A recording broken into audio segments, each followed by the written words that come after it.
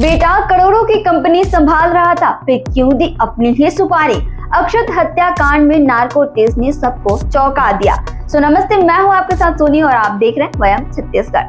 छत्तीसगढ़ के अंबिकापुर में रहने वाले 23 साल के युवा कारोबारी अक्षत अग्रवाल की हत्या ने सबको हिला कर रख दिया है। लेकिन अब जो खुलासे हो रहे हैं वो और भी हैरान करने वाले हैं।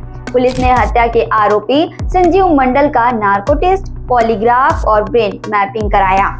रिपोर्ट आ चुका है। चौंकाने वाली बात यह है कि टेस्ट में किसी भी साजिश या दूसरे आरोपी की कोई पुष्टि नहीं हुई है, यानी पुलिस को ऐसा कोई सबूत ही नहीं मिला जिससे लगे कि इस हत्या के पीछे कोई बड़ी प्लानिंग थी। तो क्या सच में अक्षत ने अपनी ही हत्या की सुपारी दी थी? आरोपी संजीव मंडल का दावा है कि अक्षत खुद उसे लेकर चठीरमा के सुनसान इलाके में गया और कहा कि मुझे गोली मार दो। इसके बदले में उसने कैश, सोने के चैन, अंगूठी और ब्रेसलेट दिए। ये वही संजीव मंडल है जो पहले अक्षत की स्टील कंपनी में काम करता था। 21 अगस्त 2024 को अक्षत की लाश उसी के कार में मिली थी। शव 3 गोलियों से छल्ली था। पुलिस ने जब जांच की तो संजीव मंडल को पकड़ा।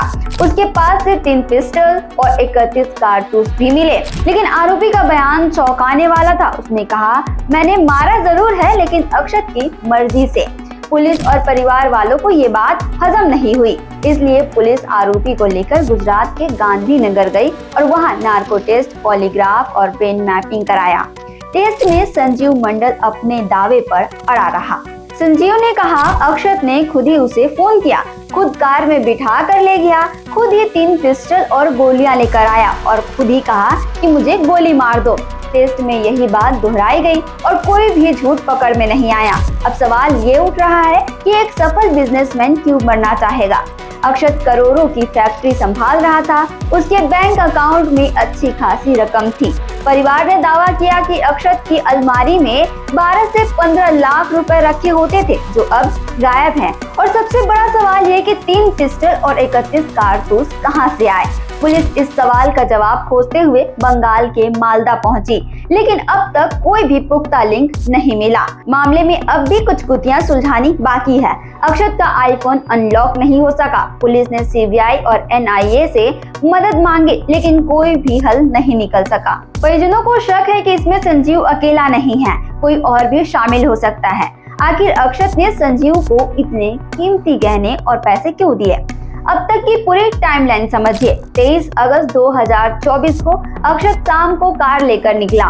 शाम 6:30 बजे से उसका मोबाइल बंद हो गया।